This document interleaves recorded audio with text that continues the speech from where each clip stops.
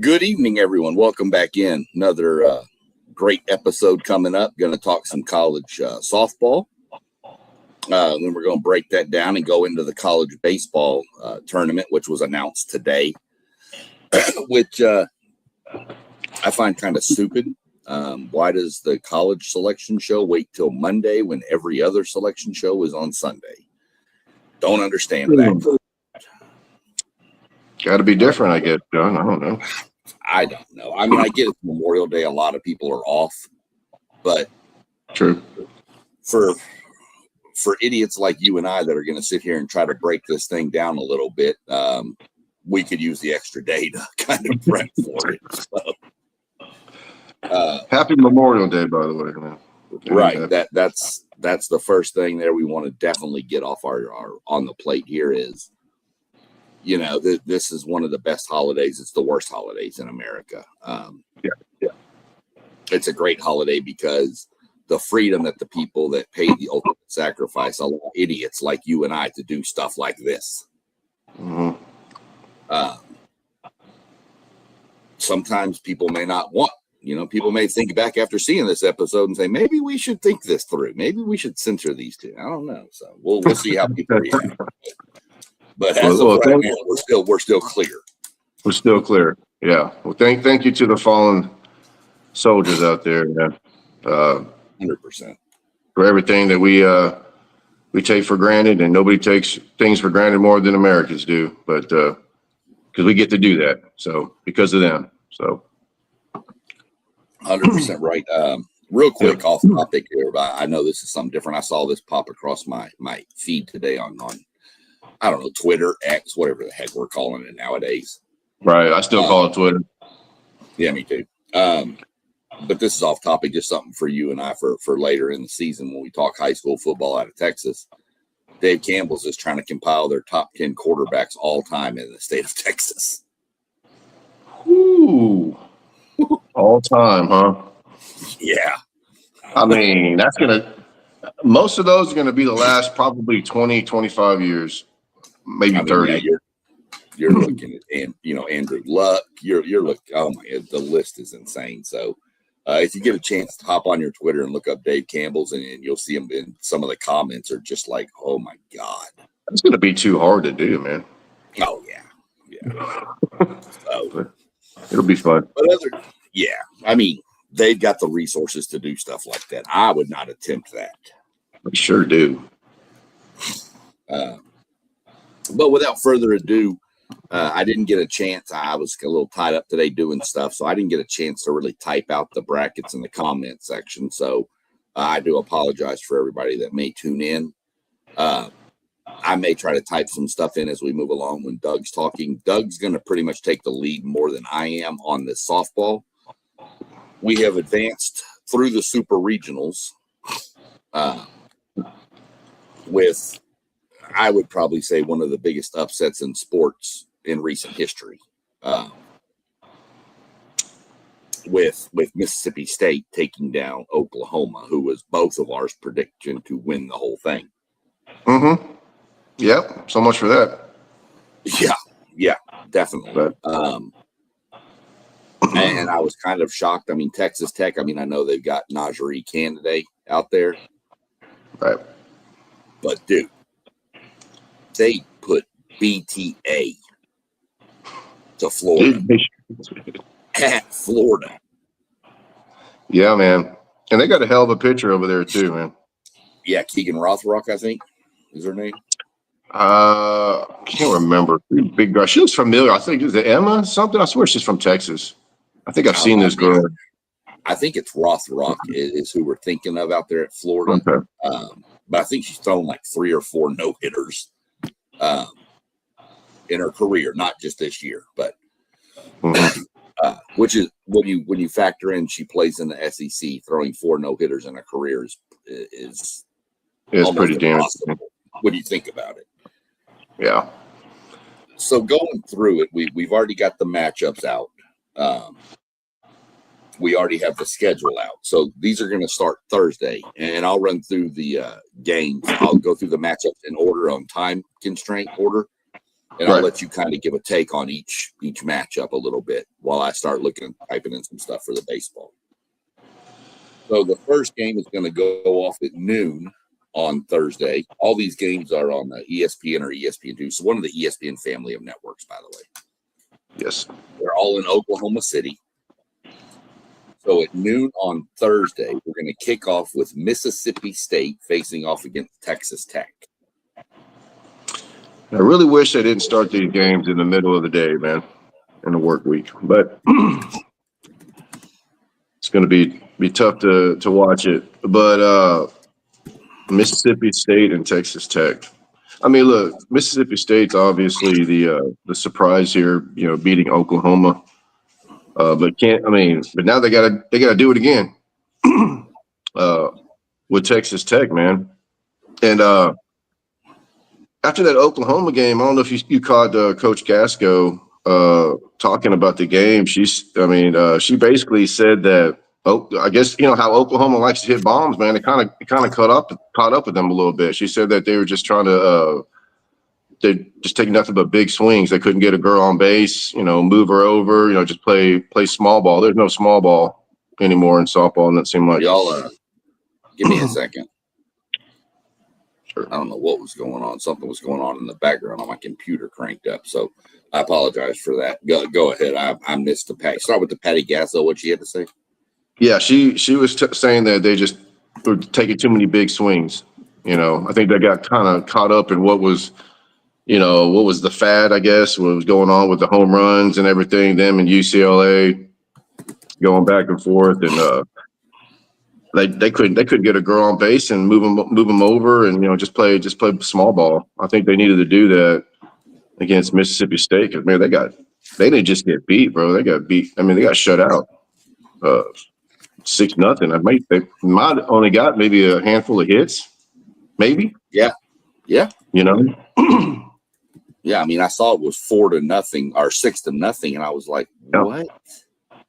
Yeah. Yeah, so I think that's pretty much what happened with Oklahoma as far as what Coach Gasco was saying, that they just kept taking too many big swings. So, but hey, congratulations, Mississippi State. I mean, another SEC team, we got 5 out of 8. Yeah. That's pretty impressive, man. Yeah. Yeah, it's the breakdown. The breakdown actually went 5 SEC, 2 Big 10, and 1 Big 12. Yeah.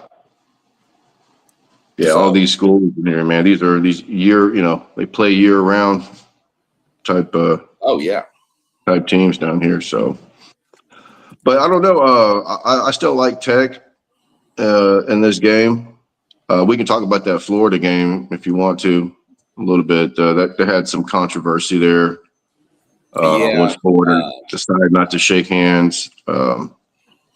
I'll be honest with you, Sean. I'm not a big fan of that. I've heard all the excuses, all the reasons. It was an intense game, and I'm like, what the heck? When have these girls not played an intense? These are the top line softball athletes, man. Their whole lives they've been playing with these girls.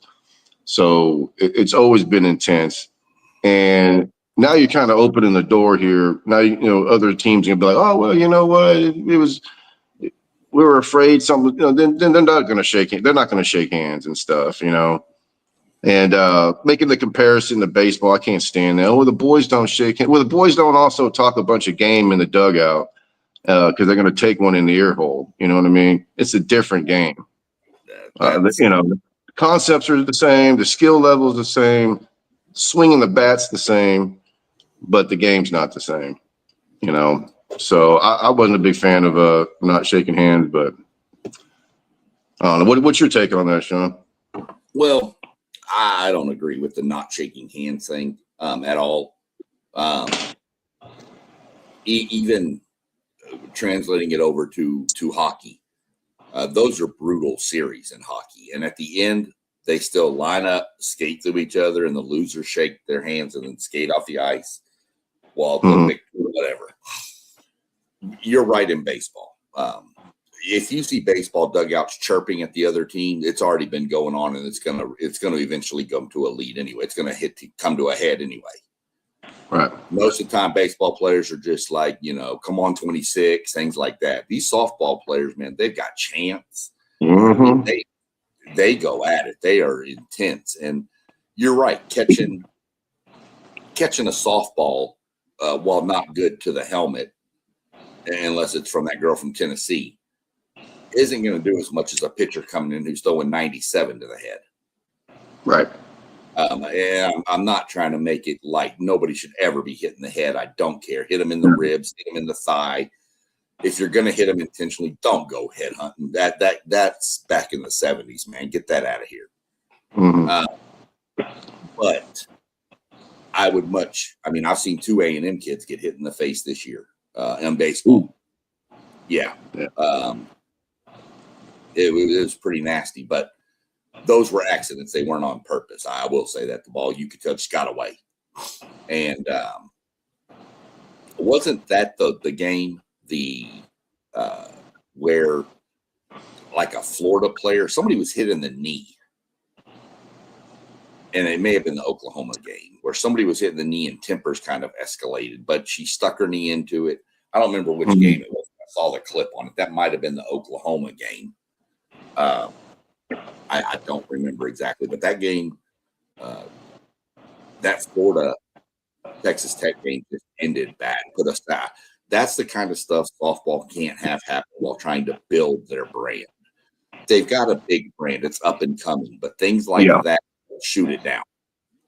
Yeah, that's the only positive I can find on this is just a little extra attention for the sport, even though it's kind of negative attention.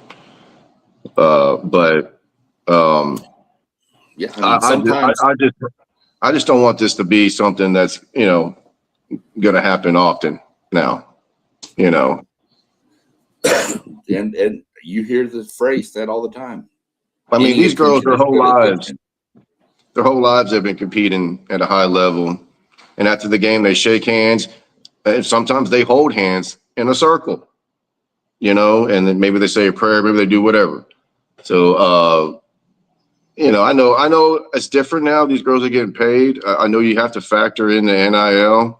It's kind of throwing a wrench in everything, kind of changing the culture, if you will. And maybe we have to accept that, but I don't know, Sean. Maybe this is the way it's going to be from now on because of that. But I didn't like it. We need to do better. Yeah, I agree. Like I said, and sometimes you'll take any attention, even if it's bad attention, because it is attention. Right.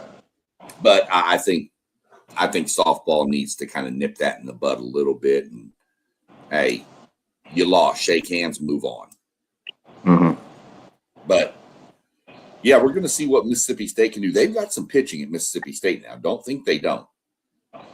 Obviously, they do, man. I didn't know they did, but yeah, they've got 2 girls that are really, really, really strong at the top of their rotation. So we're going to see again.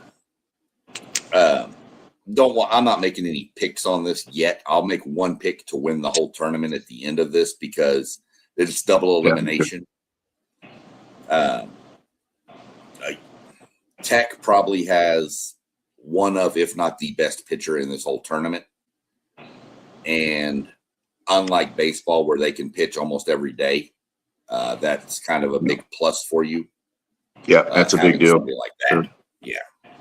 It's not like you could roll out a Paul Skeens every day for LSU in the baseball tournament.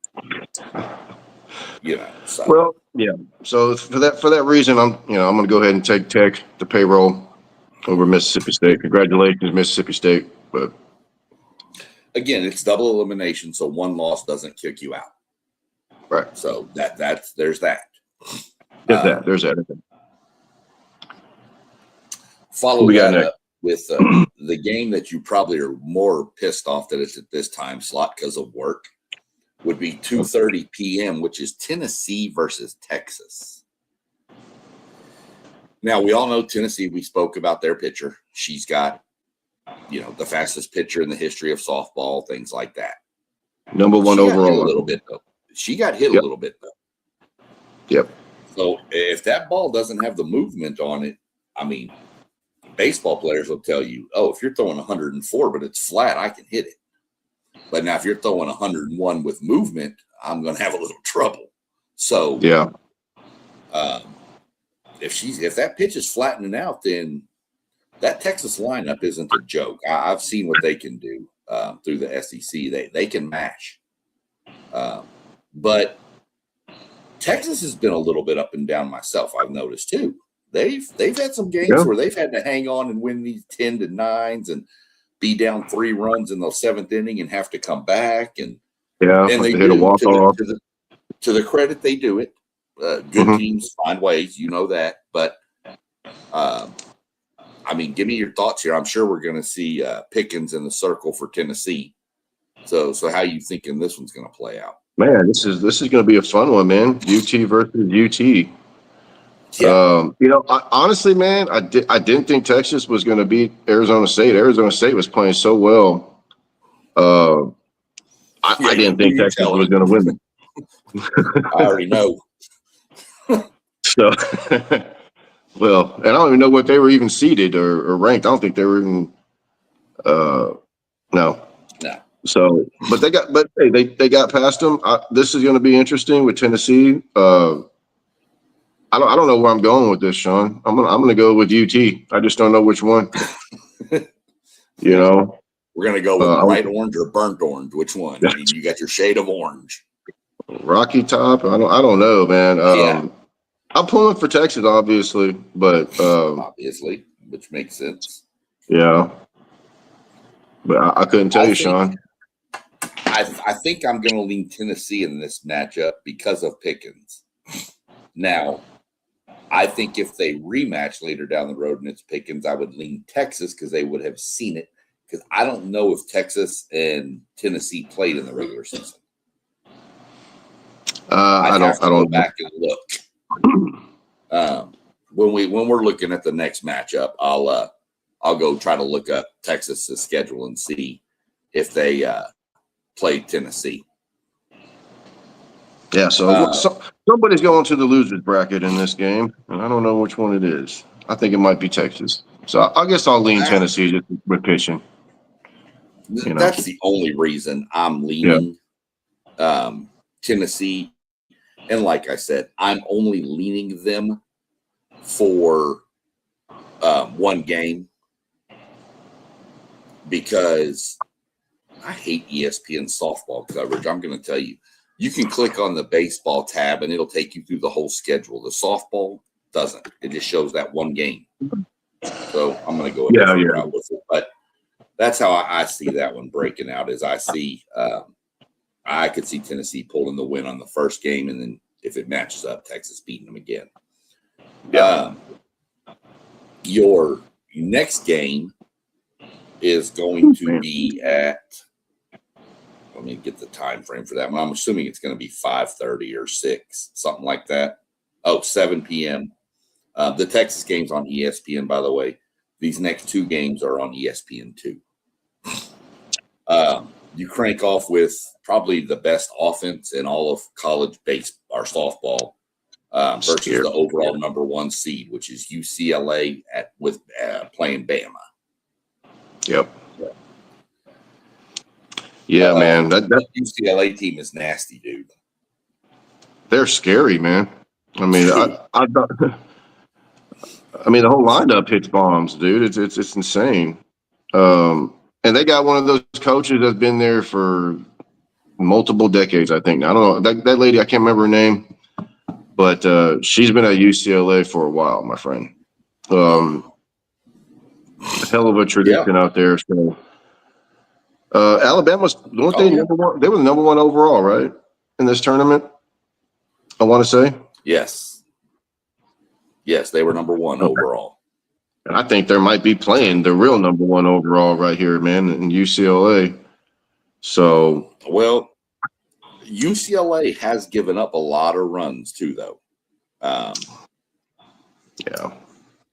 but their offense, I mean, oh my goodness. Yeah. Scrolling. trying to. I'm going UCLA in this one, even though I think Bama's got better pitching. But that lineup is just so sick. They did not play Tennessee. Texas and Tennessee did not play in the regular season. Okay, that's going to be fun, man. So I will definitely lean Tennessee in that for sure, since they've never seen Pickens. Yeah. So that first game, Tennessee. Right. I saw yesterday UCLA. I mean, it was like a 2-1 or 3-1 game. And then the next 3 innings, they just put 11 runs up. And I'm just like, wow. I mean, all the talk all year was Oklahoma beaten with the home runs and the bombs. And what Wells did as a freshman was phenomenal. The problem is this UCLA team they do it 1 through 9 hitting. They all can just drive the ball. Yeah.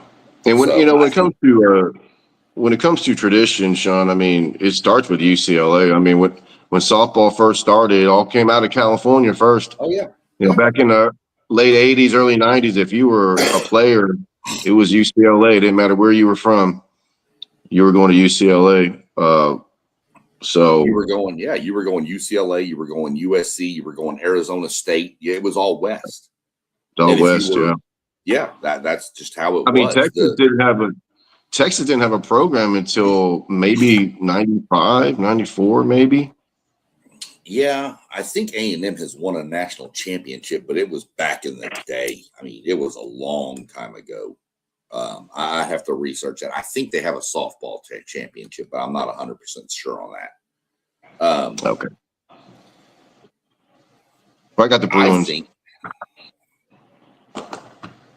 I'm going to go Bama. Bama has hellacious. They have great pitching. Yes, they do. And pitching can beat great hitting. We know that. So I'm gonna kind of flip this one from the other series. I'm gonna take Bama in game 1, but in a rematch, I'd probably take UCLA. Yeah, that's a good one. Blitz, Bama, blitz, man. So Alabama, and in the first game, okay,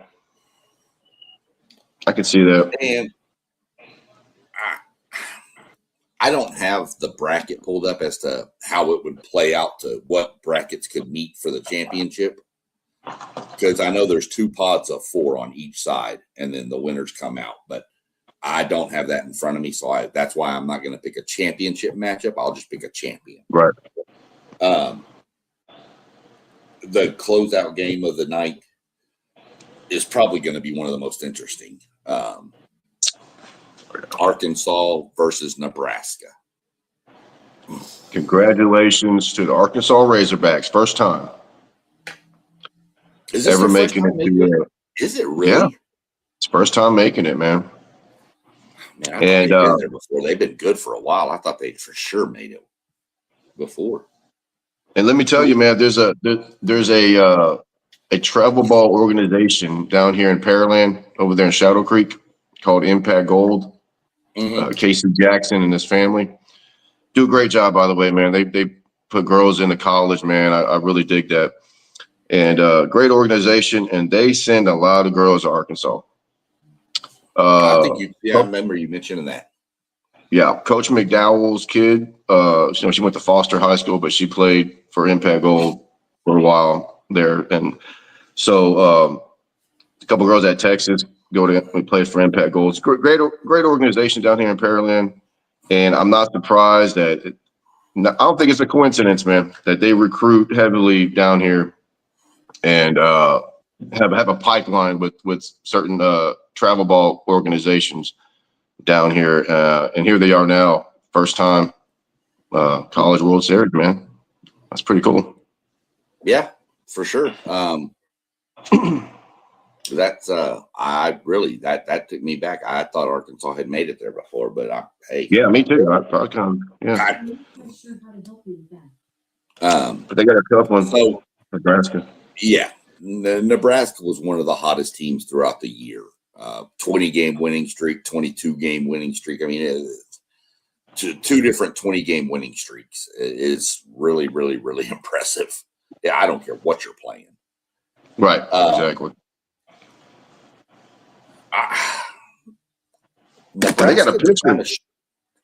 Yeah, go ahead. Yeah, that pitcher they have over there. What's that, Jordy? Yeah, can't remember her name. Fromm. Yeah, but she was at Oklahoma, right? Yeah, and she with used as to a be. Freshman. She was Jordy something at Oklahoma. Now she's Jordy Fromm because she got married. That's why she looks different. Okay. So she was like Jordy, and I want to say the last name started with a B when she was in Oklahoma. And now she's Jordy Fromm after she got married, of course. So I did hear that. So and she's from Nebraska. So she came home when she left Oklahoma. So, yeah. So that's pretty cool. I think I'm going to lean Nebraska, even though my name is SEC. I'm going to lean Nebraska. I think Nebraska just knows how to win close games. They had a battle in their own regional to even get here to the Super. I think I'm going to lean Nebraska on the strength of they've been tested, which all these teams have been tested. The SEC schools have gone through the SEC gauntlet. The Big Ten was really good this year in softball too, when you factor in some of them that aren't still playing. But you still got UCLA and Nebraska left, and to be honest, either one of those could win this whole thing. So I'm going to lean Nebraska versus the first matchup with Arkansas, and then we'll just kind of see how it plays out from there. Yeah, I'm with you on that. I'm with you with Nebraska. And then without having the bracket pulled up in front of me to know who would play who, I'm just going to go ahead and I honestly think UCLA might bash their way to a title. Yeah, I kind of agree with you, man. It's kind of crazy. They may be the team. I mean, I'm sure they have good pitching, but out of all these teams, who would you say has the least of the weaker of the pitching? I don't think anybody has good pitching in this tournament, but I mean, I guess if you had to pick, it might be UCLA. But they can, like you said, they can smash their way. Yeah, I think if you ranked the pitching staffs, I think UCLA would be probably 7th or 8th for sure on this list. Who would be number one, man? I don't know. That'd be a whole different conversation. But I do know Mississippi State has 2 great pitchers that they can lead, and I think they actually found a third in the SEC tournament. Nice. I'm trying to see if I can get the bracket pulled up real fast here so we can kind of see who's on opposite sides, so we know. I hope it turns out to be like Texas Tech and UCLA, even though Texas is coming off a national championship defending. So the bracket is actually laid out exactly like the games are. So the top half of the bracket is the first 4: Mississippi State, Tech, Tennessee, and Texas. So you can't have a rematch of last year in the finals, which was Tech and Texas. And then UCLA, Bama, Arkansas, Nebraska in the bottom half. Okay, so we can't have a Texas Tech, UCLA. You can't have a Tech, UCLA. I mean, you could have a Texas, UCLA. I mean, you could have and these teams are so even. I will tell you this, man. Go ahead. I'm sorry, bro. I was just going to say, these teams are so even to be here that trying to predict who's going to win this whole thing and whatever. But if I had to pick my championship series final right now, I'm actually probably going to lean Bama and Tech. Okay. I'm going to lean. Tech, well, think about Tech real quick before you jump into there, before where you lean. think about this Tech team. If they get the Najee Kennedy candidate that we know, look at what they did in their regional to win the regional, coming back from what was it, 8-0 or 7-0, 8-0, and put up 8 runs with 2 out in the 7th inning. And you know what? If that was an extras, yeah, and that could have been a run rule if they would have scored those 8 runs, in the freaking 5th inning or 6th inning. Mm-hmm. That would have been Dunsky. But because they scored late, because it was like 4-0 for a long time, and they scored late, so they had that last at bat, and I was like, what? And dude, from the moment they were down, as soon as they started got that first base hit, it seemed like they were about to win the game. As soon as they started, got that first run and that second run, it's like the way they were acting, it was like they're about to win this game. I'm like, what the hell? And they sure as hell did. But for entertainment purposes, Sean, I'm hoping it's going to be a Texas team versus UCLA. Anything Texas, California, it's going to be intense, my friend. I promise you on that.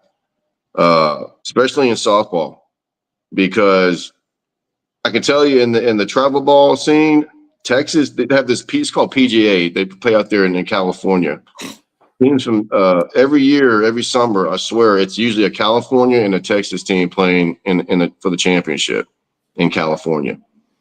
So, if you're going Texas versus California, who you got, Tech or Texas? I'm gonna have to lean Texas Tech, man. I'm gonna go with the payroll and the pitcher. So Texas Tech and UCLA. That's my. I'm hoping that's going to be the matchup because that will be intense. Well, both of us have Tech there, and then you've got UCLA and I've got Bama. Yep. But don't sleep on any of these other teams, guys, because man, watch Mississippi State just run through them all, dude. Right. Watch Mississippi State and Arkansas match up. Yeah, they're just gonna run through them all. Which, to be honest, we need these other conferences, the Big 10, the Big 12. We need those teams to be in there anyway, because, I mean, the SEC has dominated this sport in the past recent history, much like the baseball tournament. They've won the last 7 national champions, and you need some new blood in. Oh yeah, you need some new blood in there to keep it, moving along, because there for so long, all the best prospects just went to the SEC. Right. And they just kept building. And now NIL has kind of helped level that out a little bit. But yeah, since I think 2019, the last every baseball champion has come from the SEC. Damn. Yeah. So jumping into baseball, let's jump over to that side of it. That's good. Get that rolling. We spent about 30 minutes on the softball side. Baseball is a big bracket here. Yeah, because same as the softball, 64 teams. Right, 64 teams. Yeah. But they kick off this weekend. I think kicked off their regionals on a Thursday. And I think baseball is doing all theirs are starting on Friday. They're going Friday, Saturday, Sunday, Monday. So that's a lot of baseball. Let's go.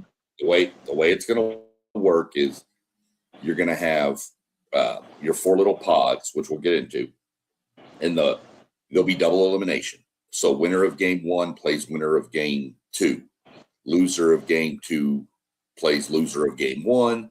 One of those teams is eliminated, then you move on. So you'll see how it breaks down if you follow it this weekend. But same as softball, same double elimination style.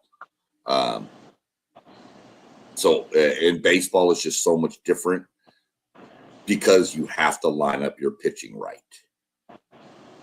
If you're the top seed, you're playing the 4 seed in your little pod, you're not going to throw your ace in game 1. You're going to throw your second or third best pitcher in game 1 and save your aces for further down the line. So most of these baseball teams, they're 3 deep, right, in pitching, you would think? Are they going to go 3? They have to go 3, right? Most are 3 deep. You have your Friday, Saturday, Sunday starters that you would use during the regular season. And then you normally have a midweek starter somewhere mixed in there. Normally that's like a freshman, sophomore, younger kid who plays your midweek game. And then you would turn around and have a couple of arms down in the bullpen you can throw. So you run about maybe 7 deep. Some pitching staffs have 10 guys they can bring out of the bullpen. And in college, that's a huge advantage because, even if you bring your ace in game 1 and throw him game 1, well, if your team comes up to bat and you put up 9 runs in the first inning, you can pull your ace and he may have only thrown 12 pitches. Now you could bring him back the next day. Nice. So, okay. I got you. Baseball is so different. Than softball where you could have Najee Kin to just pitch the whole damn tournament. Yeah, till our arm falls off. Yeah. So going into it, and I didn't get as much typed up as I wanted, so I do apologize for everybody watching. But here's your national seeds. Number 1 overall seed, I don't think anybody questions it, was UCLA. Georgia Tech got the 2 seed. Georgia got the 3 seed. Auburn the 4 seed. UNC, that's North Carolina, by the way, the 5 seed. Texas got the 6, Alabama the 7, and Florida the 8. So you're looking at 2, 3, 4, 5 of the top 8 are SEC schools. Oh, SEC all the time, all day long. And then you got 2 ACC schools in there with North Carolina and Georgia Tech. And then, of course, the consensus overall number 1 seed all year long is UCLA. That team. Now, a little note on UCLA. There's a kid that plays for them who you know. No, you don't know him personally, but he played for your Longhorns last year. William, I think, Gasparino. Wow. He's now at UCLA, and he is ineligible for game 1 of the regional. What do you do? Well, I'd like to say because of the hat I'm wearing and who I'm talking to that because he's a Longhorn, you could expect it. But I won't put that on y'all because I know that even though I'm not a fan of your little coach over there, I don't think he teaches people this kind of stuff. And in the Big Ten tournament against Oregon, I think the championship game, he was kind of in a rundown between third and home. And literally, dude, he just Earl Campbelled the dude on third base. He just trucked and ran him over, and the umpire called him out. But then Oregon confronted and challenged it. Even though he was called out, they challenged the play for, I guess, lack of a better term, unnecessary roughness. I don't know exactly what that was called. But he's ineligible for game 1. Hold on, they have that? Yeah. In baseball? Yeah, you can't just run over people in baseball. Well, tell that to Pete Rose, man. Well, that's probably why it's not. That's probably why they don't do it. That is insane. I did not know they could do that, man. They can replay videos. Go watch the video. It's egregious, dude. He just it's not. It's pretty obvious. Okay. My wife I used the word egregious, so my wife said, "Whoa, big word." Bust out the dictionary today, man. I'm telling you. So, yeah, look up the video. It's pretty bad, dude. Go. Okay. Well. You wouldn't agree. You would agree with the call. Now, being suspended for let's be realistic. UCLA not going to have a lot of problems in their first game. Okay. Well. I'm sure that Gasparino is probably okay to sit out a game. Now, if you suspended him for the whole regional, this could be a problem.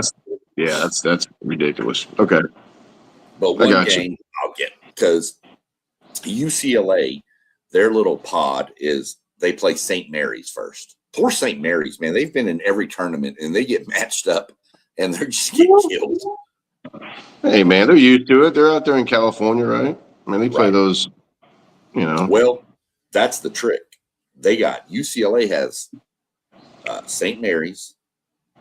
They also have Cal Poly, who's not bad. Yeah, Cal Poly's a name in baseball, man. Yeah. Kind of like Cal State Fullerton, which I don't see them anymore, but no. And then Vatech. Yeah. Now, I'll be realistic. UCLA should probably run through this really pretty easily, to be honest with you.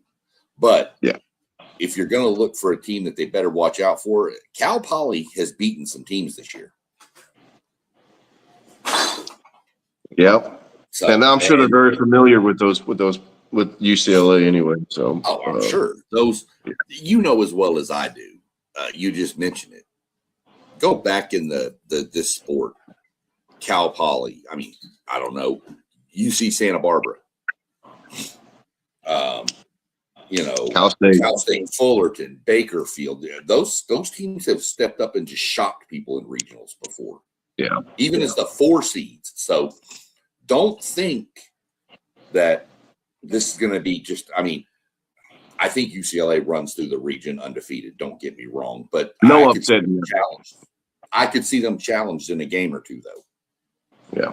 I will say that. So next we'll move on to the bracket that they'll match up with in the super regional, which would be the West Virginia is the 16 overall seed. So West Virginia, Binghamton, Kentucky, and Wake Forest. Binghamton.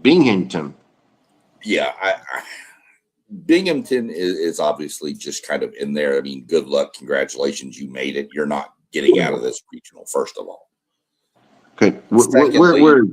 Where is Binghamton? I'm sorry, dude. Where's Binghamton? It sounds like a New York name. I don't know, but it sounds like one. Maybe somebody that's watching will be able to look up where Binghamton is. I think it's New York, though, because I think they were in the softball tournament. It's out that way, yeah, I guess. Yeah, and Binghamton. I think if I am right, that is the school that Tony Kornheiser graduated from ESPN. Kornheiser. And it's also the alma mater of Flo from the Progressive Insurance commercials. Well, that's imperative, man, to know that. I think my wife's right that I might have too much free time. Yeah, that's definitely up there in the East Coast, man. So I'm pretty sure it's in New York. So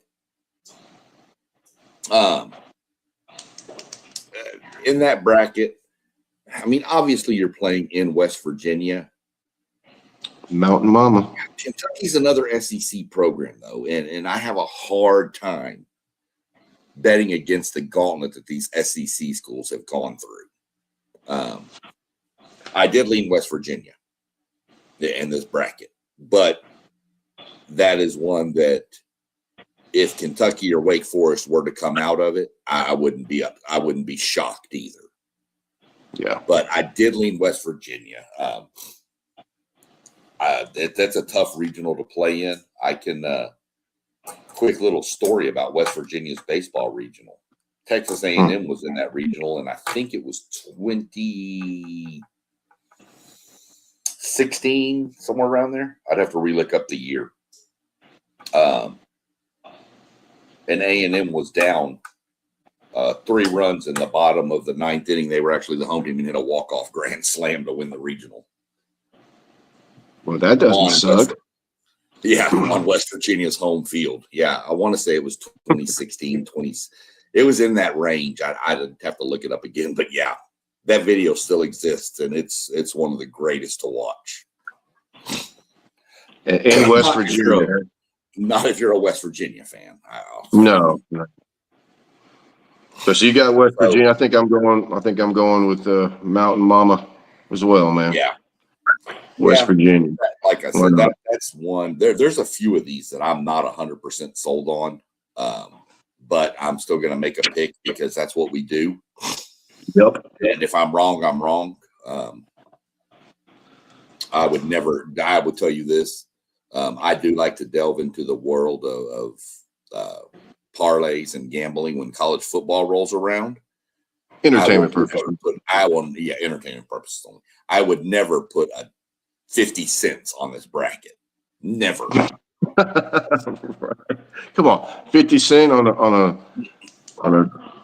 40, nope. 30 game. Because as soon as I do, the teams with the 3 best pitchers are all going to have Tommy John or something come up, and then baseball's so unpredictable. Pitching changes and all that, it screws everything up. Man. The old adage in baseball: your momentum is only as good as the next day's pitcher.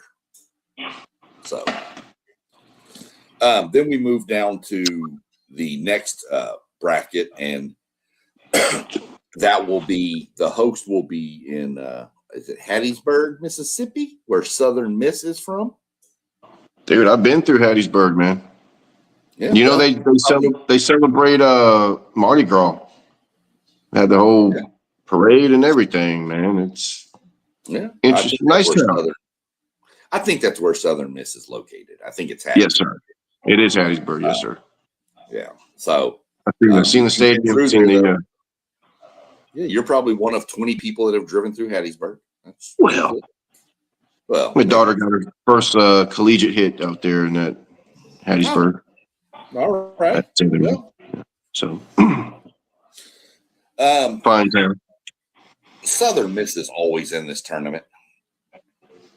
What's up with that, man? How they have such a good tradition in baseball, man? I mean, that's not a money program or university, dude.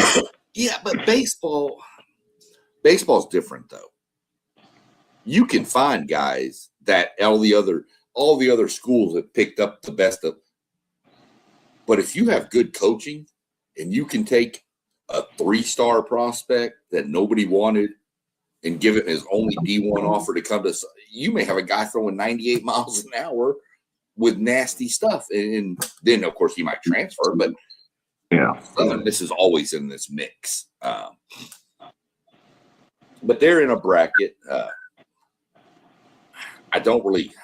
I see a couple of different stumbles here. The first game they're playing Little Rock. I'm assuming that's Arkansas, Little Rock. Not Arkansas. Not for any country fans tuning in. That is not the Colin Ray love song, Little Rock. Great song. Very underrated song. They're also mixed in with Jacksonville State, who I know has beaten some teams this year because they took out a couple of SEC schools in the midweeks. And they're also tied in with Virginia. I don't know a whole lot about Virginia. I know Virginia's always good. They've won titles before, but I know their head coach left and is now at Mississippi State. He's somewhere in the SEC. And Jacksonville State, like I said, I know they can play because they've beaten a couple of SEC schools this year in the midweek. So I leaned with the home team, Southern Miss, in this one. Yeah. Just because the only teams in here that probably have the pedigree to have the experience is Virginia. That would be the only team that would be able to match what it's going to take to go through a tournament like this. So I went with Southern Miss.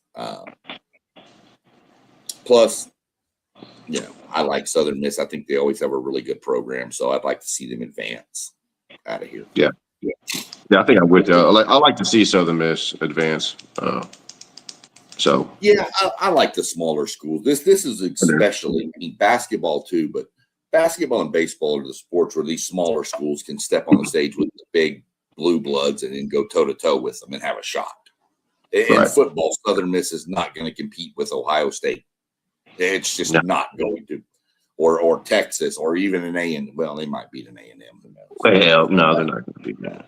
Come on. Not now. Back in the day, yeah. Back with Francione or something like that. Yeah. Please don't mention that name again. Okay. That name is banned in College Station. Who would have thought, man? Jimbo. Jimbo. Yeah. Who would have thought? Who would have thought? I know. It's weird. That bracket matches up with what I think is probably one of the really interesting brackets in the whole tournament. And that's the Florida, the Gainesville region. With you have Ryder, which every bracket, if y'all haven't noticed, has a team in there that's just in there. That's right. Ryder. You do have Troy. Troy's played pretty good. Tons of speed. But then you have the interesting one, which I didn't see this coming, is Miami's in that region too. I didn't know Miami played baseball. Oh, yeah. Oh, dude, really? I mean, Alex Rodriguez. Yeah, I guess. I mean, they played LSU in the Miami's a hell of a baseball program. But this matching up with Florida,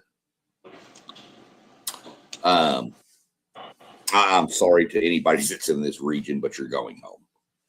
Florida, dude, Florida has probably the top 1 and 2 pitchers in this whole tournament. Aiden King and Liam Peterson, and they're nasty. They're getting drafted. A&M took 2 or 3 from Florida at Florida. The first game they threw Aiden King. Aiden King wound up with like 15 strikeouts. Good Lord. And A&M has one of the deepest offenses in all of college baseball. And nothing. And I actually think we put up 3 or 4 runs on it. But it was just like 1 run, and they would put it, and then we wound up like they just blew us out. It was Aiden King and Liam Peterson are nasty.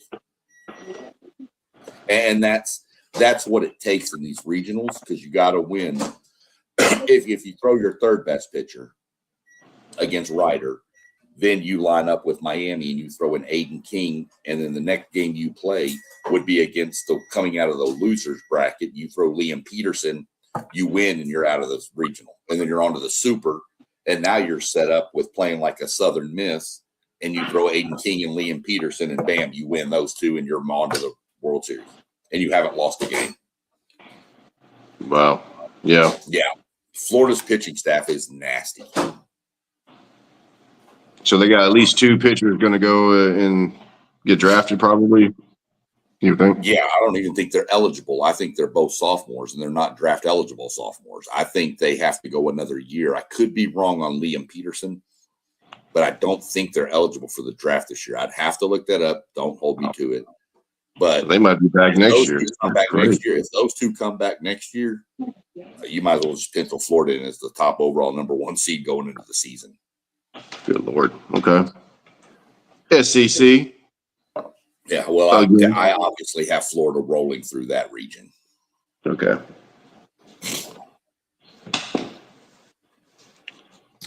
Going back real quick, we had UCLA and West Virginia. Those 2 would match up in the Super Regional. I've got UCLA winning that Super Regional.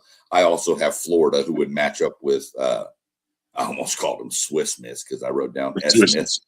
Southern Miss, yeah. Yeah. So I have Florida rolling through them as well, too. Okay, so we're looking at a potential Florida UCLA. Those two in my mind are going to advance to the World Series as of right now. How that bracket plays out, I'm not 100% sure. We won't know that till after the Super Regionals, but I have UCLA and Florida advancing for sure. And a real quick breakdown of the conferences.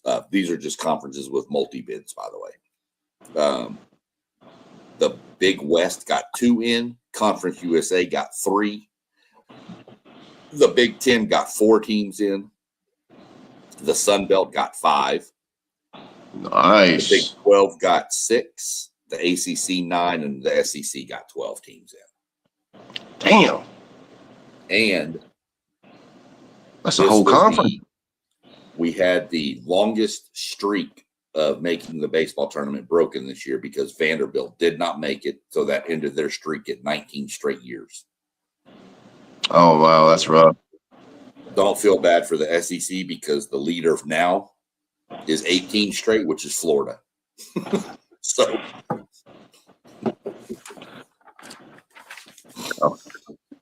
and then the comments will roll in about SEC bias or something. So, yeah, that's all it is, man. Yeah. Bias. Then we roll over to the North Carolina regional.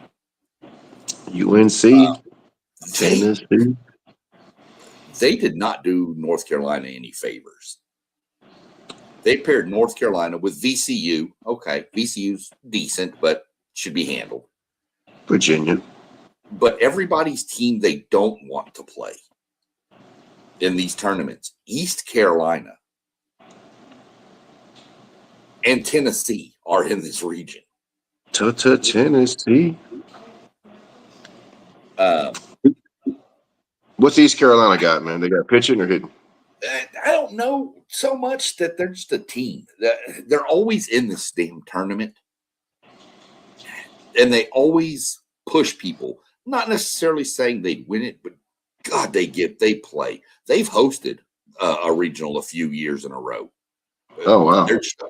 It's just like Southern Miss. They're a smaller school that's just a program. Yeah. They find that player. They grab a bunch of dudes, throw them on a field, and figure out what they've got. And they put them in, and they just go with it, and it works. And it's just a team you don't want to face in your own regional when you're a number 5 overall seed. And UNC's hosting? Is it North Carolina? Yeah. They're hosting? Okay. Yeah, they're the host team. This is where I have my first upset coming up. I have Tennessee winning this region. Tennessee. Not SEC bias. I think Tennessee is. Tennessee has been slept on all year because, of course, Tony Vitello left and went to coach or manage the San Francisco Giants in baseball. People didn't know what was going to happen with the team and the program, how it was going to respond. They kind of struggled early and then in the beginning of but they've come on at the end of an SEC play. And I think they're putting it together, and I think they're, quote unquote, getting hot at the right time. Yeah. Now, it should come down to those two schools, to be honest, Tennessee or North Carolina. I just think Tennessee, especially if they match up in the second game they play after the winner's bracket, if they both win their first game and Tennessee takes North Carolina down and North Carolina has to win 2 in a row, I think Tennessee's got them.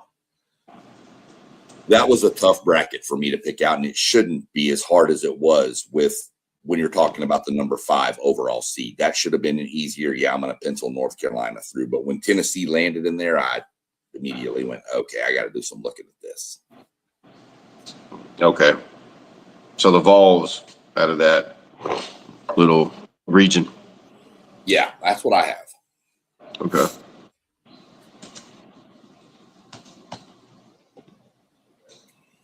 And then who are you looking at there? You know what?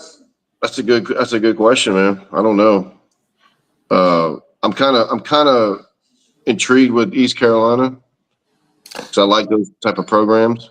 But yeah, I'll probably go with East Carolina can win a game, maybe even win a second game, but I don't see them having the horses to compete with Tennessee or North Carolina in this. I just don't. Yeah. Okay. Yeah, I'm with you, I guess. Tennessee, SEC. Yeah, I mean, UNT and East Carolina would be a nice little matchup. Just because it's the Carolinas. Yeah, but it's going to come down to one of those two. I think North Carolina or Tennessee. I just lean Tennessee by how they're playing at the end of the season. The bats are starting to play a little bit. So we'll see how. So that's the first upset you have, right? That's the first upset I have. Okay. Tennessee. I think I only have one more upset. No, 2 more. Let's see. Yeah, I have 2 more upsets through the whole rest of it. Maybe 3 because I'm not sold on this next region yet. The next region is the number 12 overall seed. They got screwed a little bit there. Which is in College Station, Texas. Yeah, that's nice. Which is a very difficult place to play. Bluebell Park is phenomenal atmosphere. Okay. But to get off on a quick soapbox before we get into it, I don't see how a team finishes third in the SEC, the deepest, strongest conference in baseball. Obviously, yes. Third. Mm-hmm. The selection committee says by half a game. They don't really, and be honest, had they played the third game, and the half game is the game between Texas and Texas A&M, they got rained out. A&M won the first two. Had A&M win that third one, they would have been the number 2 seed. Ooh, that's rough. Now, what bugs me is the selection committee people stating stuff like we don't really take too much stock into the baseball tournaments for the conferences. But then they come out and say Arkansas's run in the SEC tournament helped boost them up. But A&M, Texas even lost their first game in the SEC tournament. Y'all lost game 1. We lost our first game. And A&M gets dropped to a 12 seed. Now, mind you, they took the series from Florida, at Florida. Nice. So it is what it is. I'm not going to harp on it because I did make the devil's advocate rebuttal to everybody from A&M saying that was that our pitching staff has not shown anything that would give faith. Do we have some pitchers that can turn it on and shut you down? Yeah, we do. But it just hasn't been there. Now, the offense, if the offense is clicking, we'll win games 9-8. We don't care. And they've got one of the deepest lineups. There's potential to have 3 first-round picks coming off that lineup. Gavin Grahovac, Caden Sorrell, and Chris Akopian could all be first-round picks in the Major League Baseball draft. Damn. Yeah. And then there's probably a couple more on there that are probably going to be sprinkled in the later rounds. We also have been playing without, in my mind, one of, if not the freshman of the year players, the kid from Pearland, Nico Partita. And if you haven't seen Jonah Wilson, the right fielder at A&M play, please watch him. This kid's like 6'3", 240. He played quarterback at Hallettsville. Damn. That's a big kid. Okay. And he hits tanks when he hits them. And he has got a laser beam in right field. You don't run on him. So, but enough on A&M. So this is the College Station Regional. This regional. Lamar, yeah. Texas State, yeah. Lamar, yeah. USC. That's crazy, man. Lamar is pretty good. A&M's beaten them, but they played them twice this year, I think, and beat them both times pretty handily. So but Texas State has beaten A&M. They've beaten Texas in midweek games. Texas State is not a slouch. No, they're not. They're pretty good. Texas State can beat USC in game 1 when they play. Now, because of the environment and because I know Aiden Sims is going to be ready to pitch, he didn't pitch for the last conference series or the conference tournament. They were giving him rest, but I know he's coming back. I went A&M winning this region, but I'm not sold on it. But I think with that crowd, that offense gets going again, and I think that will carry us.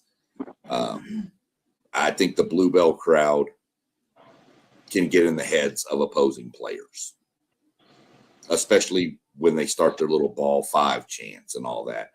That if you're not that place gets electric. I mean, so I went A&M. I'm not 100. That's more of a fan for me picking that region. I'm not confident in it at all, but I went with it. No, man, I'm with you. I mean, I agree. That's a tough region, man. Lamar, Texas State. Texas State, they were the old Southwest Texas State back in the day, right? Before they were Texas State. Yeah. Right. Okay. Remember that back when I was a kid. That was known as the biggest party school in America back in the day. Really? I thought it was Stephen F. Austin. No, Southwest Texas for sure. Really? That was a party school, huh? Yeah, I was going to go to college there. And my mom's like, yeah, I don't think so. Yeah, because they were saying, I swear, they used to rank, I don't know, it's kind of off subject, but they used to rank the top universities for the most alcohol consumption, man. I swear, like, some of these small schools in Texas, killing it, bro. Yeah.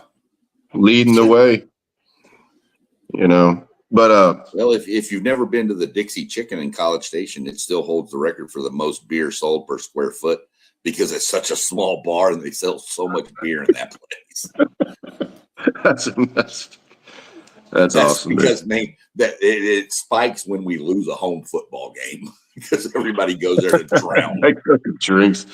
That's beautiful. Yeah. But yeah, dude, that's a tough region, man. But even though John Sheshik's not walking through those doors, Aggie Baseball Hall of Famer, my buddy, class of Dobie 95. He's on the broadcast team. Dude, I'm on a group text with these guys. I don't even know how many fellows are on there, man. But on the title of the group text, it says Dobie's Greatest Generation. I'm a part of that, man. And John Sheshik is on there. So I like him. He's funny when he's on the broadcast. He's hilarious. Oh, you know what? His nickname was Jolly. We still call him that. Yeah, Jolly John Sheshik, bro. I like him. Love that guy. He was our quarterback, man. He was one of those guys. He would call. I have to tell the story. After practice, he'd tell, "Hey guys, varsity, stay outside. Stay after practice." Like he's gonna, talk to the guys after practice. He'll wait till the coaches leave the field, go inside. He'll just put his arms around the guys. Hey guys, I just want the coaches to go inside, man. So we'll be doing tonight. Where's the party at?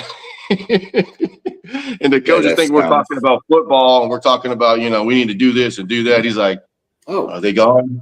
All right, guys, we'll be going tonight, fellas." He was one of those leaders, man. I got to switch hats since it's Memorial Day. There you go. So going A&M, buddy. Let's go. Yeah, I'm getting with it. Then we're going to shift over to Lincoln, Nebraska. A lot going on up in Lincoln these days. So you've got Nebraska hosting with San Diego State, Arizona State, and Ole Miss. And this is where my second upset happens here. We're going to go with the full attire. There you go. Dig it. I don't know where mine are. My glasses are somewhere. These are my granddaughters. Sure they are. I can't get them right now. Yeah, they are, really. I'll sure. My wife's bringing me mine right now. Go ahead. Who you got here with? Well, I'll go ahead. This is my upset pick here. Yeah, I'm going Ole Miss. Ole Miss is so good. Here, we'll put on my glasses now. There you go. No, I can't see crap, so hopefully this is going to be interesting. There we go. Oh, wait. We're still getting decorated.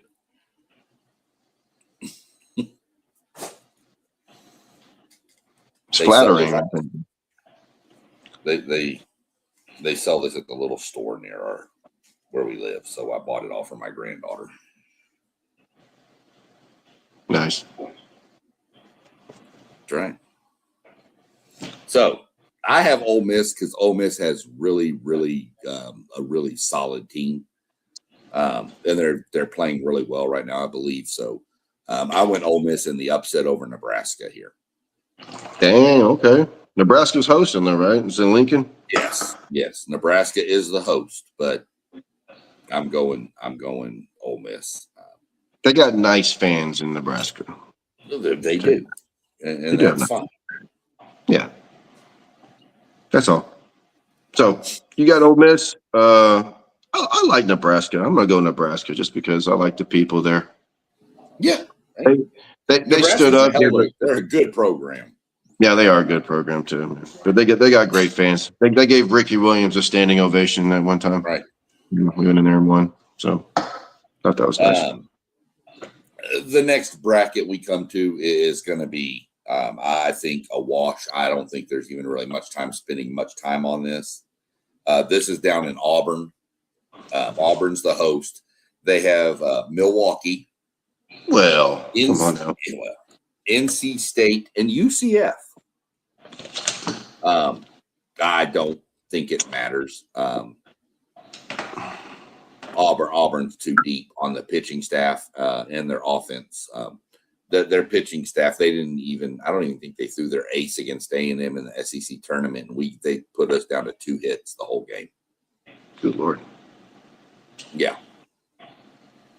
Okay. Auburn is really, really good. Another SEC team, man. That's just insane. So really, okay. So nobody really has a chance of beating them in that little region, huh? I don't believe so. Probably not. I don't see them getting beat there at all. I will go back here. Let me flip back my page. We've already pretty much said. We'll kind of pause here for a second. I took UCLA and Florida. We have them getting out of the super regional round and advancing to the World Series. So as of now, that gets us through the next little group. And I have Tennessee and A&M squaring off in the super regional. That would also be at Bluebell Park because A&M would be the higher seed than Tennessee. And I have A&M beating Tennessee. If we're playing at Bluebell, I like our chances. Our offense knows that ballpark really well. I'll take these off for a minute. So I've got A&M advancing out of the super regionals. And in the next bracket down was I had Ole Miss coming out. You had Nebraska, and we both had Auburn, and I have Auburn advancing to the World Series as well. Okay. And so that's where I'm sitting with mine. Before we get into the next, you had North Carolina winning that region, right? With Tennessee? Yes. Yeah. And then they play A&M, and who would win that matchup? I'd probably lean Aggies for sure. That would be a fun matchup. Those two have matched up before, and it's been pretty fun. To be honest with you, if North Carolina advances, I'd probably lean North Carolina because it would be in North Carolina. Damn. And then the next bracket would have been Ole Miss would win that region is what I had. You had Nebraska, and then I have Auburn. So I took Auburn over Ole Miss. So out of Nebraska and Auburn, who you got? I'll probably have to go Auburn. Yeah, I'm pretty sure. The smart pick there. Yeah. Real quick, before we get into, we have 4 more to go through, but we have a buddy. He's jumped on before with us in other shows, Anthony Manzano. So he said, hold on, let me jump back to this. Do you guys think Miami got put into the worst regional being in there with Gainesville? Yes. For them, yes. To have to face that Florida pitching staff, yes. I agree with his next statement. He says the majority of the Hurricane fans wanted to go to Austin and be in there with Texas. I would like Miami's chances against Texas better than I like Miami's chances against Florida. Texas's pitching can be got. I know they've got Dylan Volantis and all that, and that's fine. But Texas's pitching has been got before. So I think Miami would have had a better shot there. I just don't think Miami matches well with Florida. I don't think many teams match well with Florida, to be honest with you, with that pitching staff they have. And they've got some guys who can match too. Blake Sear, that dude is a monster. ACC baseball guy, of course. Like I said, if A&M matched up with North Carolina, I'd probably leave North Carolina, but I have Tennessee taking out North Carolina.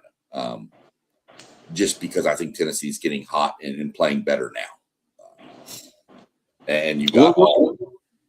He got Auburn with us, just like we did both. He had Auburn coming out of that region. But while you're there, Anthony, let me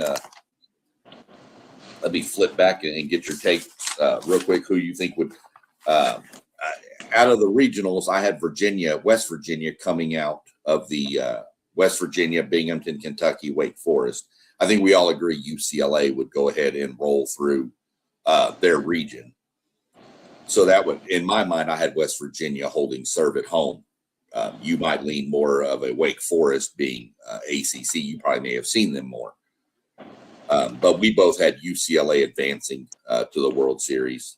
You have West Virginia too, and then UCLA. Texas and UCLA won't play till the World Series. We're just kind of getting through the super regionals right now because he said he has Texas upsetting UCLA.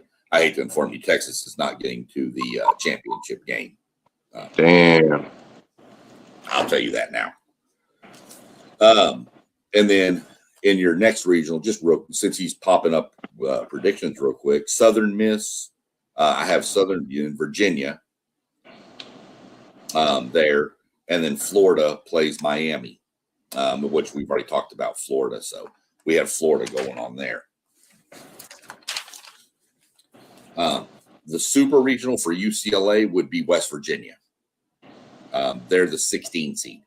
One matches with 16, 2, 15, all the way down, through the list, just like the basketball bracket would be.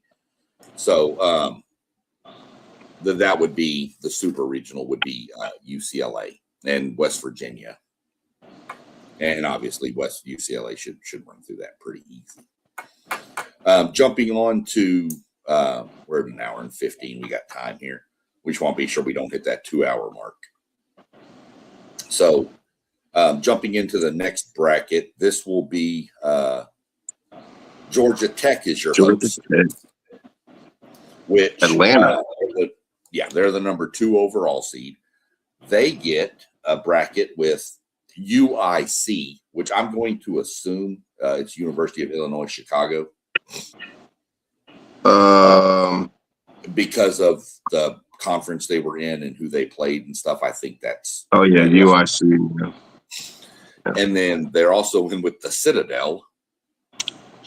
Good old Citadel. And OU is in that region. Georgia Tech is going to roll through that. Easy. It's not going to be fun. So that would be, we already answered that one. That's an ACC team. When was the last time an ACC team won baseball? I mean, you said the SEC's been dominant, right? They've won the last 7 the SEC has. I want to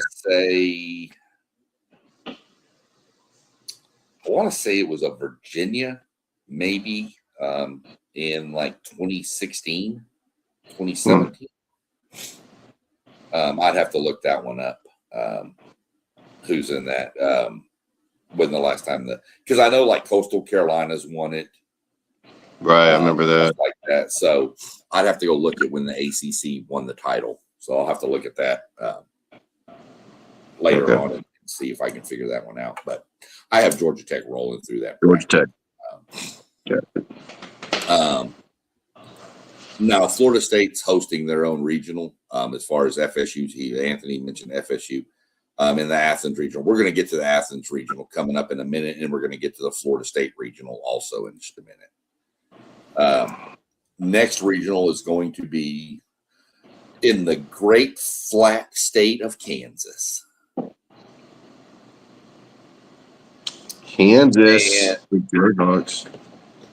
Kansas is hosting, unfortunately, and they get Northeastern, Missouri State, and Blue Pig. Yeah, Pig Suey. This is the last upset I believe I have, and this is Arkansas. You got Arkansas, right? Yeah. Oh, yeah. Arkansas, Hunter Dietz on the mound. If he's healthy, he came out of the game the other day early. Don't know what happened there, but he said he wasn't feeling well. But then they started talking about X-rays were negative, so I don't know the whole story there. But Arkansas, I think Arkansas has just got too much pitching. And if the bats wake up for Arkansas, they can make a deep, deep run. Yeah, Virginia won it in 2015. I was right there. I think I said 16, but Anthony just went and looked it up, and he said 2015 would have been the last ACC champion, which was 2015. So 11 years. Damn. Yeah. Because remember, the SEC's only won 7 in a row, but I think Carolina won it in 18, Coastal Carolina. Mm-hmm. And then I think the SEC won the ones before that too. That is crazy. Yeah, they're the blue blood of college baseball right here for the past decade at least. So I have Arkansas taking down Kansas. That would pair up Arkansas and Georgia Tech, and I have Georgia Tech beating Arkansas to advance to the World Series. Georgia Tech. Yeah, the Ramblin' Wreck. And here we go, Anthony. We jump into your Florida State team, who I believe should not be seated there, but whatever. That should have been A&M seed at least. But dang. That could be.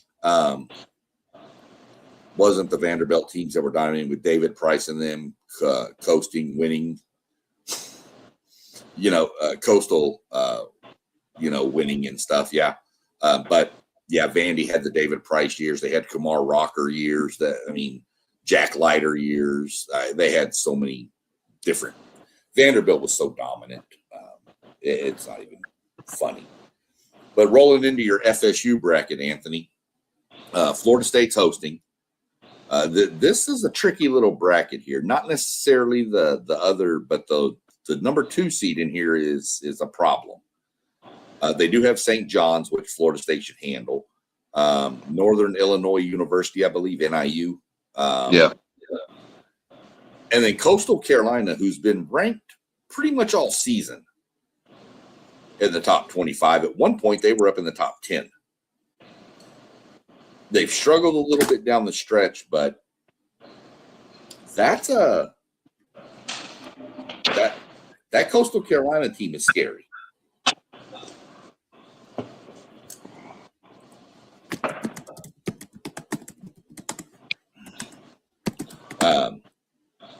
I took FSU.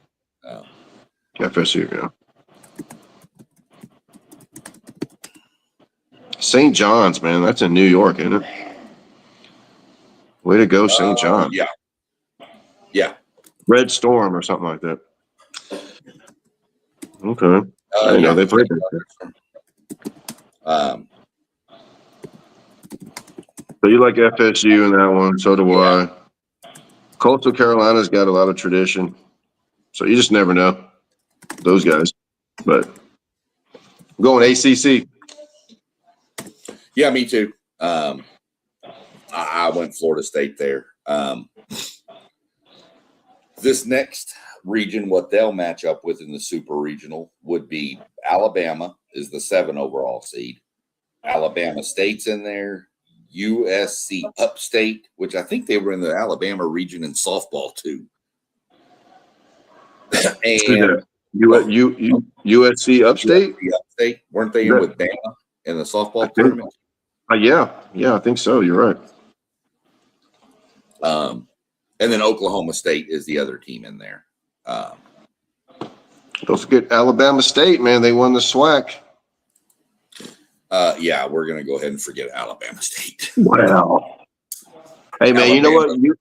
Arkansas Pine Bluff had a good baseball team, man. We thought they had a shot. They lost to Alabama State. Yeah, they did. Yeah. And, it's funny. I got to tell you, though. I got to tell you this, man. My daughter goes to UAPB, obviously. And she told me they got a new baseball coach this year. And he's like, yeah, Dad, he's bringing in a lot of white dudes. So, I guess you have to in baseball. So that kind of they got a new baseball coach. That's all I know. So they're doing better. They had a shot.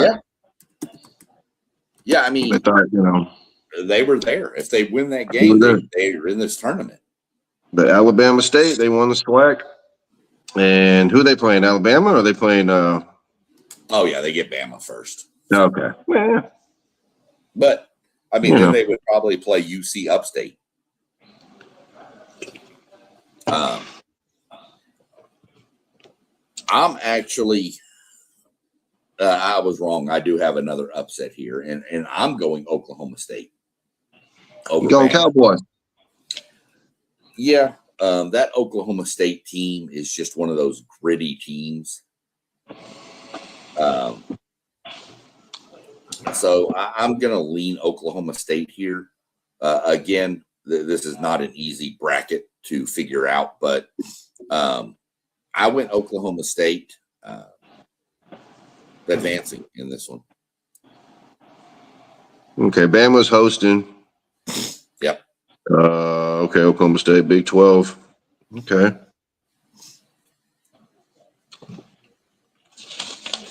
What other Big 12 team is there that's any good? No, how many Big 12 teams are there? A Big 12 put 6 teams in. Oh, did they really? Yeah. Okay.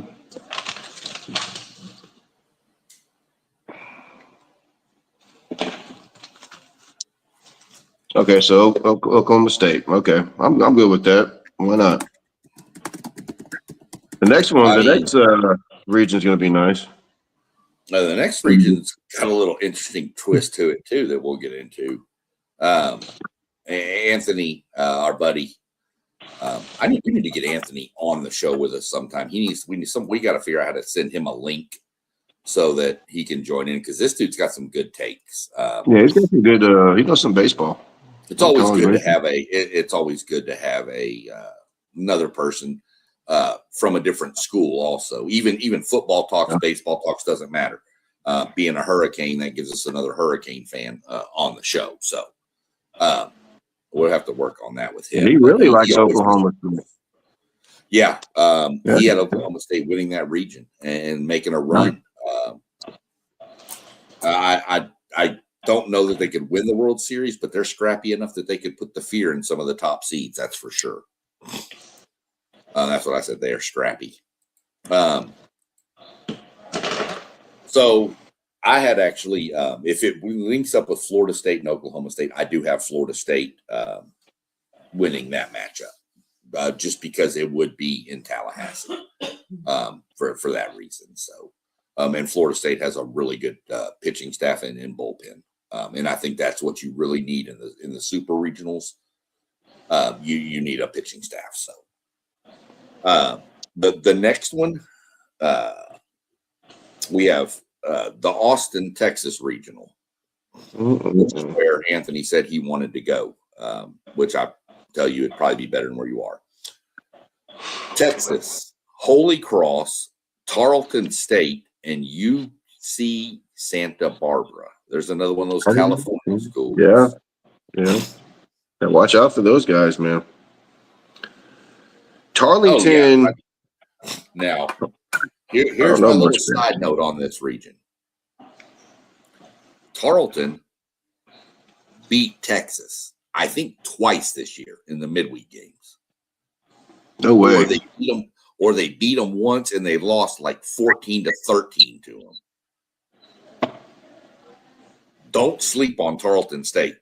They've got some kids from out there in that West Texas area too that, man, they just play ball. Oh, yeah, that's in Stephenville. Right. In Stephenville, Texas. You're right. I've been through there, man. They used to be Division II, I think. Yeah, they've moved up. They've moved up. They've moved up, and don't sleep on Tarleton State. I'm telling you, they could. Tarleton State could win this region. I don't have them winning this region, but they could. But don't sleep on UC Santa Barbara either. So I'm telling you, man, these little California schools, man. You never know about them. Now, Holy Cross, I'll be honest with you, Sean. When I think of Holy Cross, I think of Rudy. Because that's where Rudy had to go. That's like a little Notre Dame junior, isn't it, over there? It's like you go to Holy Cross first to try to get into Notre Dame. Isn't that what Rudy did? Went to Holy Cross? I haven't watched that movie in so long. I have no idea. That's what I think when I think of Holy Cross, man. I think of Rudy.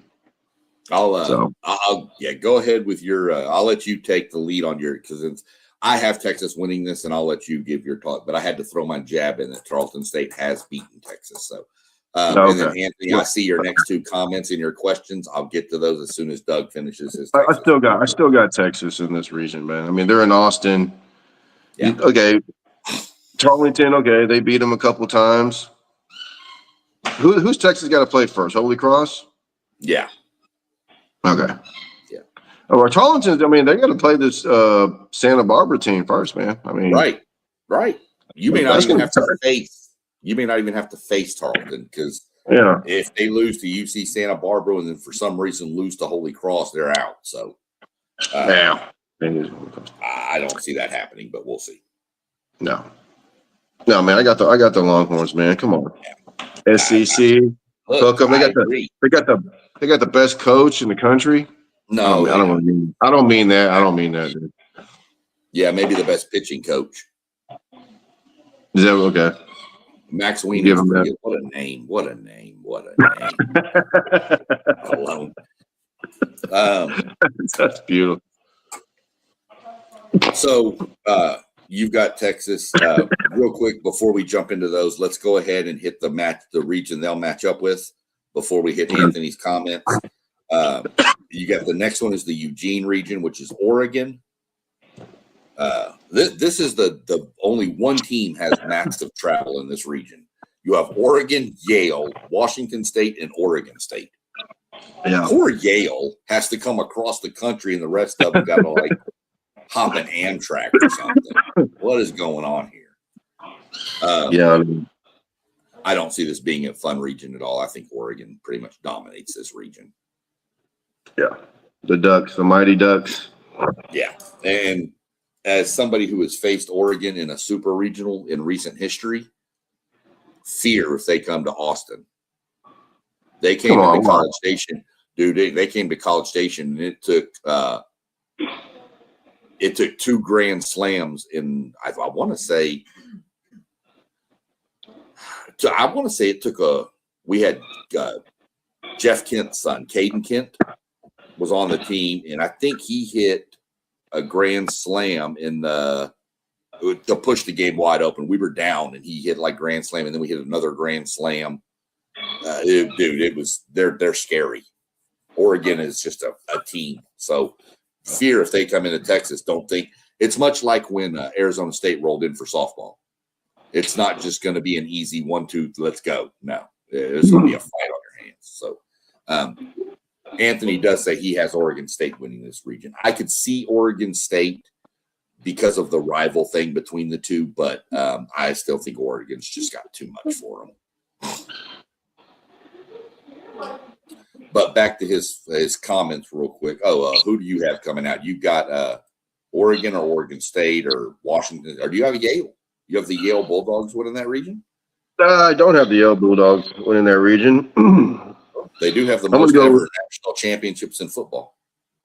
Well, that's kind of a not, relevant, I don't think.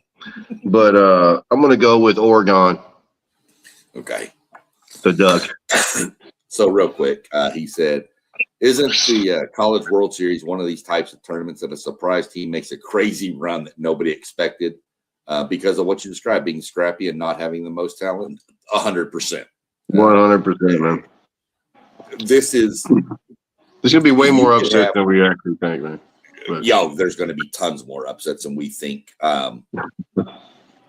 Think of it as, okay, pitching, Team A has Paul Skeens pitching, and Team B has, I don't know, some dude pitching. Well, if Paul Skeens is off that day, Team B and their pitcher's on for Team B. Team B beats Paul Skeens.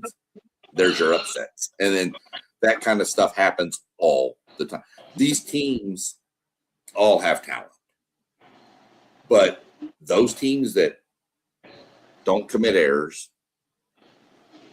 play sound defense, don't chase pitches, are very selective at the plate. These are the teams that will up and bite people, much like Coastal Carolina a few years ago when they won the title, much like we've talked about the Cal teams, the Santa Barbaras, the Fullertons, those teams. This is one team. This is one sport where, you could have more upsets. I mean, you get upsets in the basketball tournament, but if you were to play those upsets in the basketball tournament over a series of 3 or 5 games, the better teams, the higher seed's going to win most of those games. Yeah. So, and baseball, not so much. And then he asked, is it Pearland around College Station? Pearland's about 2 hours away from College Station. Pearland is south of Houston. Yeah, Pearland is south of Houston. Houston's about an hour and a half to College Station, and Pearland's about 30 minutes south of Houston. By the way, Pearland softball is playing for the state championship against Waco Midway. Yeah, no. Pearland baseball got knocked out, though. Did they already? Really? That's too bad. Atascocita knocked them out, I think. Okay, well. And then I think Katy Seven Lakes knocked out Atascocita. So, and then Pearland is a suburb south of Houston, basically. I deliver mail in Pearland, Silver Lake, Shadow Creek. Yeah, he's, that's what he's afraid of. With they're not making any errors, he sees them upsetting Florida. I don't think Miami has the pitching staff to handle Florida's pitching staff, to be honest with you. Aiden King and Liam Peterson are nasty. 2 of the best pitchers I've seen all year. So I don't see Miami doing it. Now they could. Oh yeah, here we go. The reason why I know about Pearland is because Pearland West is always the Texas team that is winning Little League Series. They haven't won it, but they've gotten there a lot. Yeah. I know a couple of those kids that were on the first team to do it went to the University of Texas to play. Those kids were all zoned to go to Manville High School, and they all transferred to Pearland because of baseball. Well, they do like their baseball in Pearland. The dad's club out there. Yeah. They put a lot of money into it. So we got about another 20 minutes. We get through these last few brackets. The next host site is FY. I have Texas advancing to the World Series also, by the way. I have a meeting for it. Okay. What'd you say? Oh, sorry. My wife said something, but she was talking to her mom. So I've got the next host is down in Stark Vegas. Mississippi. Yeah. And Cowbells. Mississippi State, Lipscomb, Louisiana, the Raging Cajuns, and Cincinnati. Now, I know these other teams, Louisiana and Cincinnati and stuff, have had good years and whatever. Well, let me just tell you a little thing to put on their notepads on their travel. You have never played in an environment you're fixing to play in. What, Mississippi State? Do they got the Cowbells too, or what? The dude, that place, they call it the Dude. Duty Noble Field, I believe is his name, and they call it the Dude. And let me tell you something. As electric as A&M gets at Bluebell Park, Mississippi State is about double that. They pack about 14,000 in for every home game. For baseball? Yes. Good Lord. Dude, they did a poll of SEC players and said, what is the best environment on the road you've played in? And every player said Noble. Duty. A couple said Bluebell, but it was mostly Duty Noble. Wow. And let me tell you, that place, they don't have any idea what they're walking to. It's much like the box over at LSU when they were good. But it's almost like the box on steroids.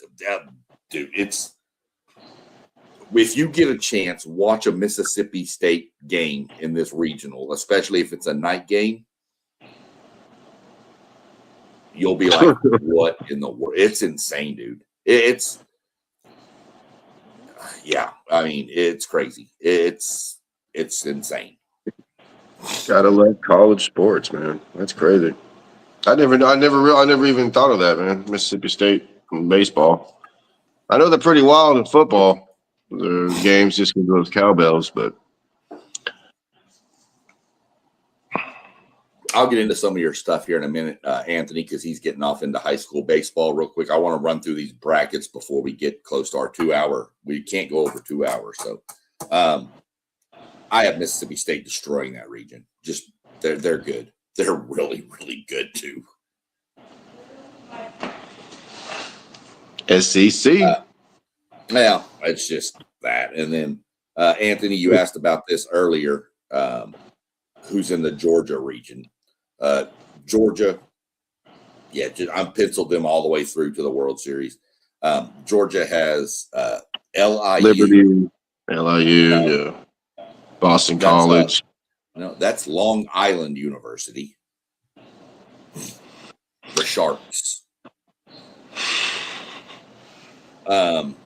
Liberty and Boston College. So we're not going to spend a lot of time on that because there's not a reason to. Georgia has a kid by the name of Daniel Jackson. And that's the only name you need to know from that regional. Daniel Jackson. Okay. Catcher.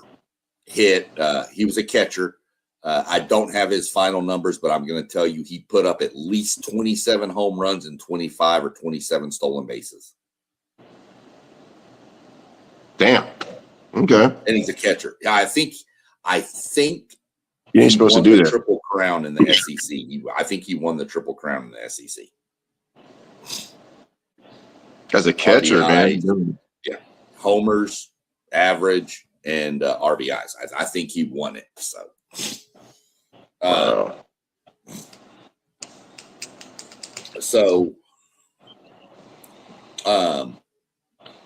I have Georgia coming out of that, and I have Georgia going to the World Series. My World Series teams are Georgia, Texas, Florida State,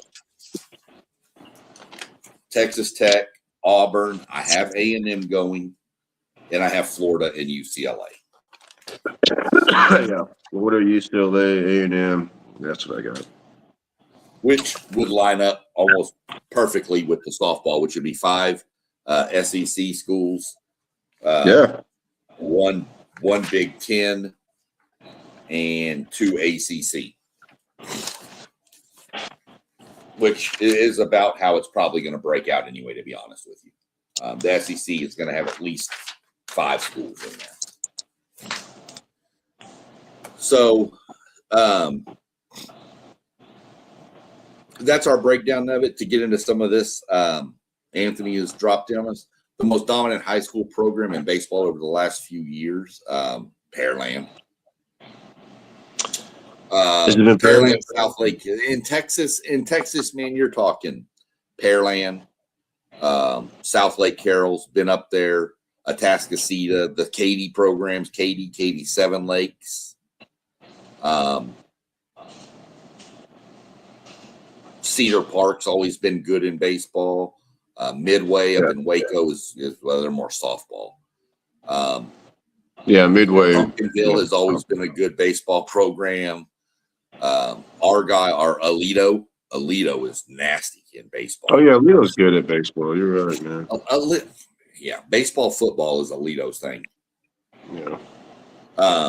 Those are some of the best programs in Texas. Pearland's probably the most consistent, maybe. Yeah, I mean, some of these others have come up recently, but Pearland's normally in there. There's normally one out of Fort Bend, Clements, or one of those schools. Normally, it's really good. I know a few years back, Clements was the number one team in the nation. Yeah, Clemens is terrible in football, but they play good baseball. But they, Kingwood used to be really good in baseball. So did Alvin. True. Alvin High School used to be really good. Of course, when you have Nolan Ryan pitching, you are supposed to be pretty good. Deer Park at one time. Yeah, Deer Park. Andy Pettit. Yeah, Andy Pettit's the boy there. So there's it's hard to do that, to be honest with you, Anthony, in a state the size of Texas, because there's so many programs that just baseball's a little different, man. I don't know. I guess Pearland would be they're usually there. Yeah, I would say Pearland's the most consistent big program, in my mind.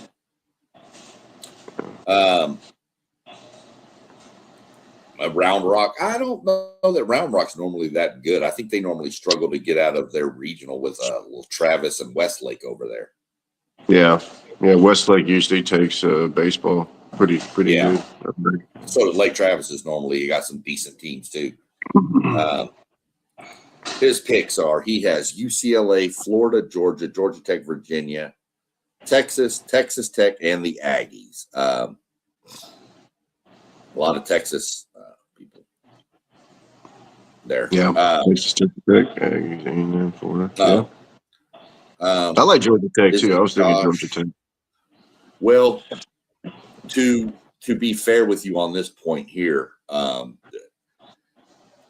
this is one of the best trivia questions ever.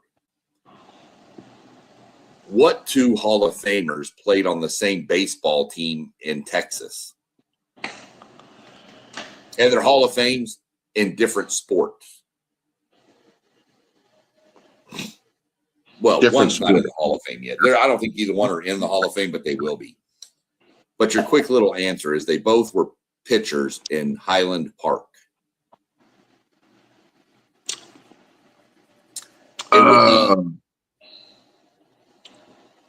The Kershaw. Kershaw's, he's one of them. Who was the other one? Wasn't Matthew Stafford? That's who it was. Was it really? They were both pitchers on the Highland Park baseball team. Get out, dude. They're buddies. I forgot about that, man. Yeah. So Matthew Stafford was a stud pitcher too, huh? Yeah, but he chose football. Worked out pretty well for him. Yeah. Good choice, man. Good choice. Damn. What is the most intimidating SEC ballpark to play in, where even the best teams struggle? Man, sound like Mississippi State to me. Well, what are you describing? If you want me to rank them, I'll give you my top 5 that I would say are the hardest. Number 1, Mississippi State, hands down. Number 2, I'm throwing Blue Bell in at A&M. Number 3, I'm going to throw the Box at LSU, Alex Box Stadium. 4, I'm going to go Arkansas. And 5, I'm going to go Tennessee. Mainly because I think those Tennessee fans still scream Rocky Top every 3 seconds, and that would just make me just off myself. I can't do that. So that's what I would go. I would go Mississippi State, Texas A&M, LSU, Arkansas, and Tennessee would be my top 5 baseball stadiums in Texas or in the SEC. So, other than that, guys, we have some stuff coming up on the show this week on the WTP Sports Dudes. Go like, follow, subscribe to all of our channels. Are scrolling at the bottom down there.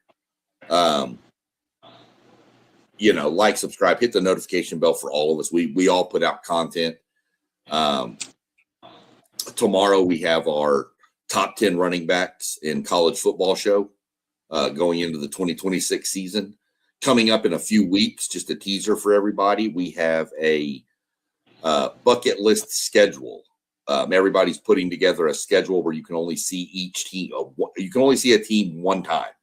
and you have to fill out a 12-week bucket list for yourself. So we're going to put that down the road because everybody needs time to work through it. Again, the top 10 running backs tomorrow night. You can find all the channels. You can also find us on Patreon. You can find us on, I'm on TikTok under SEC Sean. I do a lot of NASCAR content also. But go like, subscribe, join, share, comment, do whatever you need to do. Like I said, liking and subscribing. We don't ask for anything. We're not asking for money or nothing. Just makes us grow and get bigger. So other than that, I'm ready for a week of baseball, and we'll get together and see where it goes tomorrow. I'm real interested about everybody's list for this running back ranking. So we'll see how that goes. But don't forget, I'll send you mine tomorrow. Yeah, send me yours tomorrow.